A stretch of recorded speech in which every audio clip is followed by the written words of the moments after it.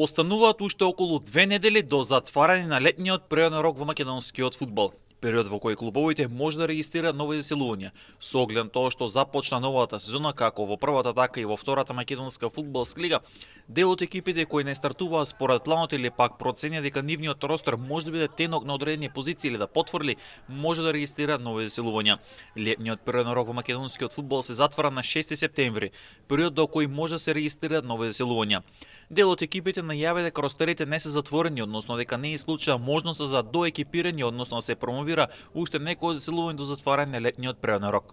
Како и во првата, така и во втората лига, некои екипи немаа старт каков што посакува, односно направија киксови. Во прволигашката конкуренција Башкими натаму чека на позитивен резултат по 4 лоши надпревари. Скопје го бара првиот триумф, Арсими по лошиот старт донесе неколку заселувања и фати позитивен приклучок како и Брегалница. Кај второлигаште дури 4 екипи немаат бодови. Шкупи натаму нижи порази и Ромил Горнолисич ја тргна со 2 порази како и Осогово и Новаци.